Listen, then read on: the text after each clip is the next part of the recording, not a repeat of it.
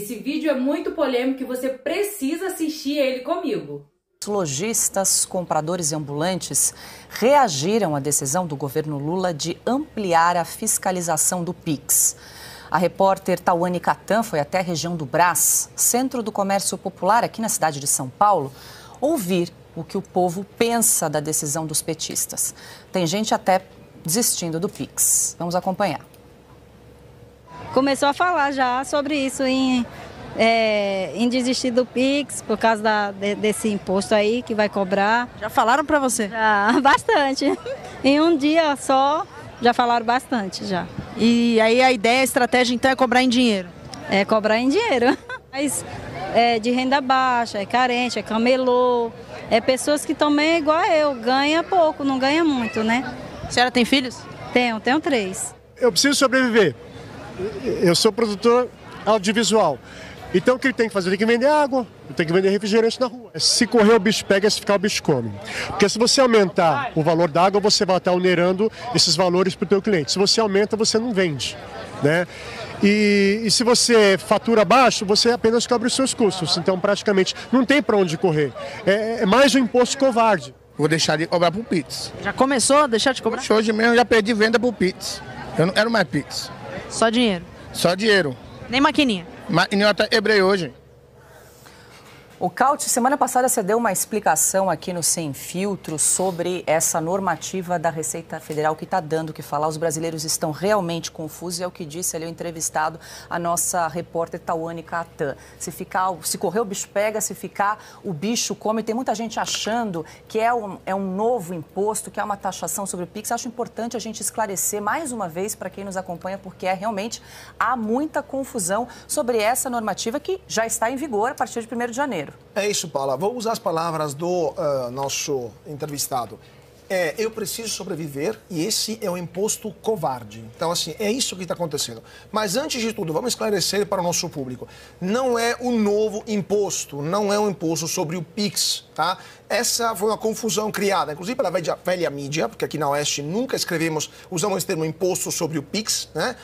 Mas é o quê? É uma análise que o banco e a Receita Federal vai fazer, aliás, é uma análise que a Receita Federal vai fazer da sua conta corrente quando você superar os R$5.000 de movimentação, ou seja, entram 2.500, saem 2.500, você movimentou R$5.000, o banco, a sua fintech ou qualquer outra instituição financeira vai comunicar isso para a Receita Federal, que vai olhar se você justificou de alguma forma esta renda de R$2.500 ou não. Se você não justificou, se você não fez imposto de renda, nunca declarou imposto de renda, a Receita vai te chamar, falar, por que você não pagou seus impostos? Vai ter que pagar imposto com juro, multa e correção. Então não é imposto novo, é a cobrança de imposto de renda para essas pessoas que muitas vezes sequer compilaram na vida uma declaração de imposto de renda, não porque são malvadas, porque querem afamar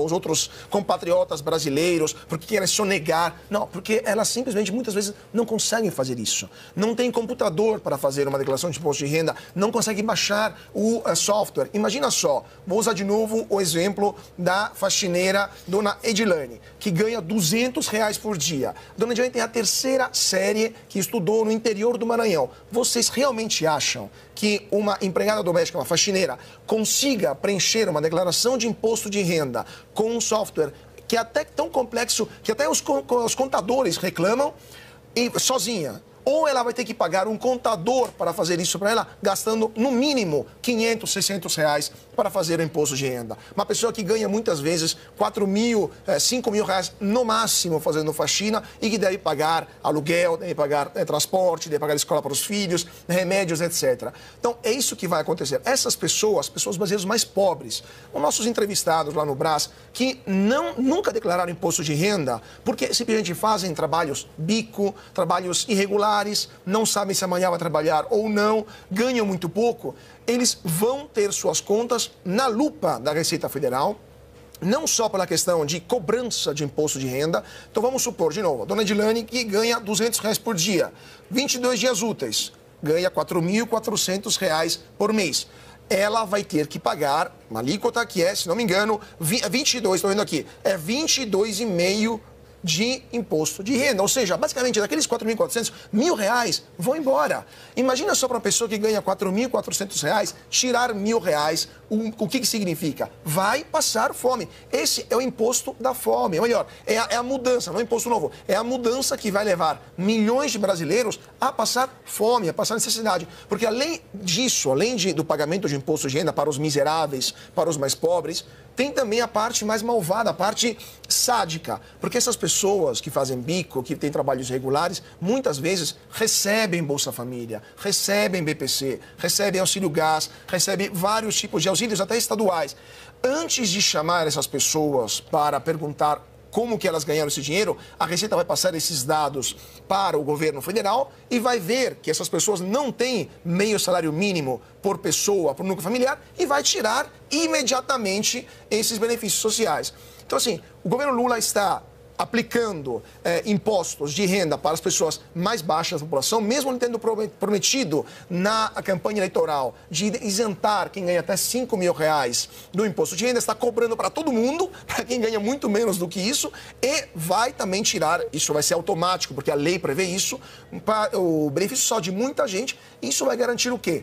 O famoso ajuste fiscal. Eles vão fazer ajuste fiscal na pele dos mais pobres. Porque se você pegar o BPC e pegar o Bolsa Família, dá mais ou menos 5% do PIB. Tira metade disso, corta para metade, 2,5%. É o déficit que temos. Então eles vão acabar com o rombo das contas públicas na pele dos mais pobres. E esse é o governo do Partido dos Trabalhadores. Bom, Piotr, só para deixar claro aqui para quem nos acompanha, a obrigação é da instituição financeira de informar a Receita. Ou seja, para o brasileiro, em tese, nada muda. Ocorre que se no imposto de renda ele não informar essa movimentação, a Receita aí sim pode bater na porta dele e pedir explicações, esclarecimentos. Em tese é isso. Ou seja, ele não tem a obrigação de fazer isso do que ele opera todo dia com a maquininha, com o Pix que ele recebe ali via celular e tudo mais. Mas quem recebeu, ou seja, você tem que comunicar. Ou seja, a Receita vai ter a informação que ela precisa. A pergunta é, por que o governo está fazendo isso? E acho que o Caute já foi ao ponto e explicou com muita propriedade.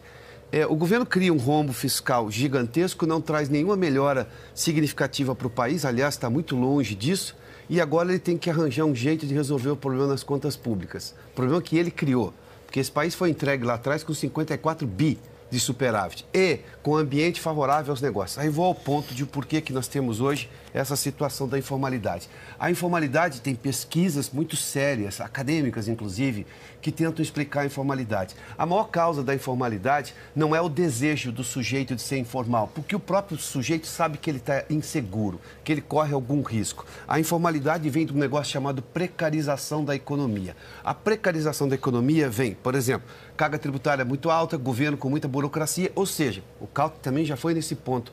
O sujeito não tem... Como é que ele vai saber que ele precisa declarar imposto de renda? A coisa é muito difícil para ele compreender aquilo. O governo não criou nenhuma forma fácil dele, por exemplo, tornar aquela operação dele formal, ele ficar formalizado. O Pix tem uma vantagem muito grande, que ele criou o que se chama de bancarização dos brasileiros. Há 10 anos se falava como é que a gente vai bancarizar esses brasileiros, ou seja, ele tem alguma formalização, porque isso permite uma série de coisas, inclusive pagamento de benefícios, ele poder ter um endereço, essas coisas, tem uma série de coisas que melhora no ambiente quando o sujeito não tem absolutamente nada. O Pix conseguiu trazer isso, uma operação rápida, segura e eficiente. Mas isso é quando o Banco Central trabalha de forma técnica, que foi o que o Banco Central fez. O que o governo está usando agora é uma estrutura feita para facilitar a vida do brasileiro e para tentar corrigir um erro que é dele. Ou melhor, primeiramente, de aumentar as contas públicas e tentar buscar a Receita, tá raspando taxa. Tem meme de novo do Haddad agora, de novo, com relação à história do Pix. Aliás, tem um que fica dançando ali, que é engraçadíssimo. Tá lá ele, a Janja, o Felipe Neto, o Lula no comando da operação. Aparece mais alguém lá. Bom, são várias pessoas, podemos até mostrar um trechinho desse meme. Está correndo na internet, todo mundo viu. A Polícia Federal vai te pegar. E depois tem uma coisa assim. Mas imagina só o negócio.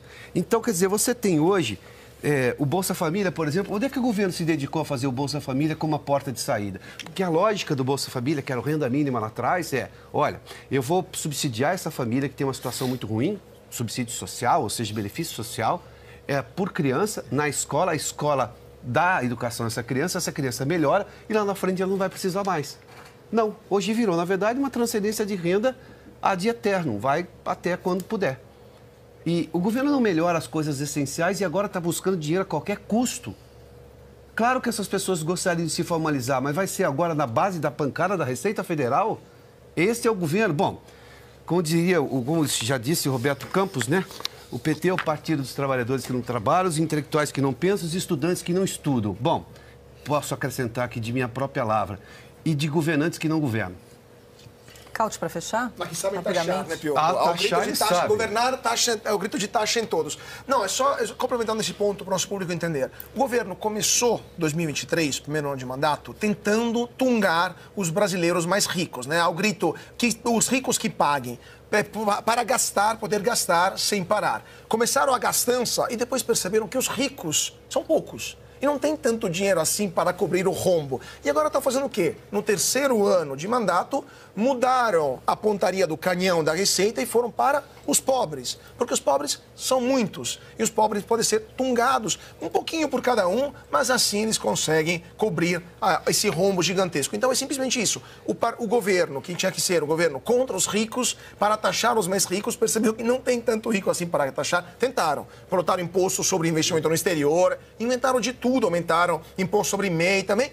Agora viram que não tem tanta grana assim, vão passar para os pobres. E vão chegar em 2026 com essa camada mais pobre da população em condição miserável, com a inflação de alimentos que é a mais alta, uma das mais altas da história. Não dá mais para comprar picanha e nem muito menos azeite no supermercado e vai tirar 22,5% de uma faxineira que ganha R$4.000 por mês.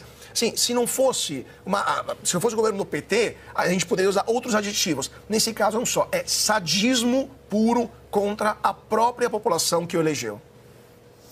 18 horas.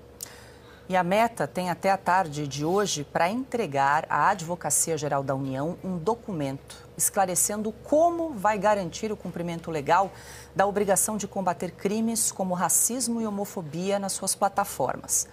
Na última sexta-feira, Lula e diferentes integrantes do primeiro escalão do governo se reuniram para discutir os impactos da decisão de Zuckerberg e, depois do encontro, a AGU anunciou uma notificação extrajudicial com prazo de resposta de 72 horas. O ministro Jorge Messias, da AGU, chegou a dizer na reunião que o governo não vai permitir que as redes sociais se transformem em barbárie digital.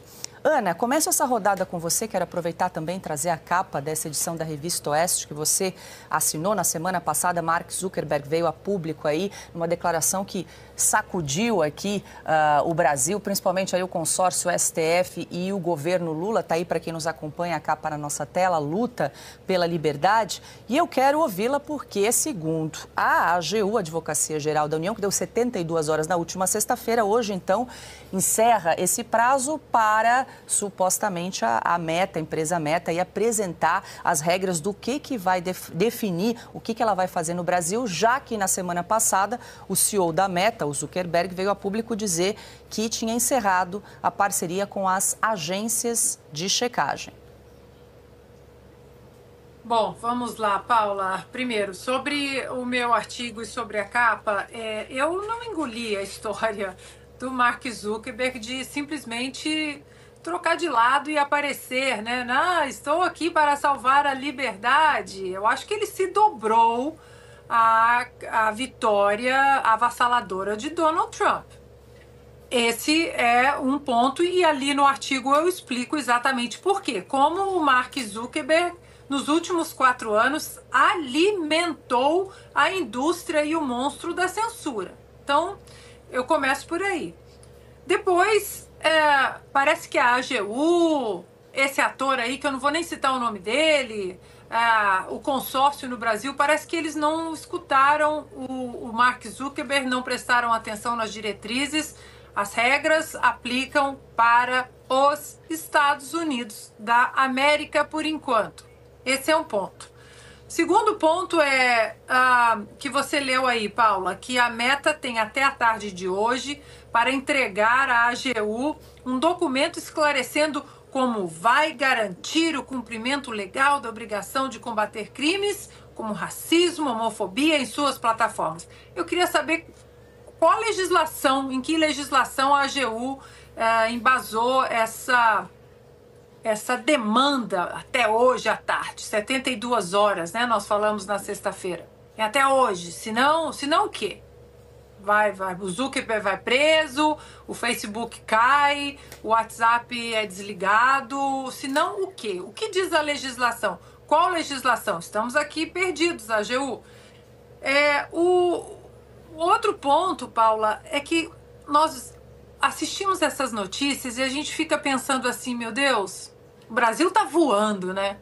O Brasil tá voando, não precisa de mais nada, tá tudo bem, a economia tá bem, não temos problemas nenhum, tá tudo muito bem. Está tudo tão bem no Brasil que nós estamos perdendo, jogando tempo fora com isso, com a Advocacia Geral da União gastando tempo com isso.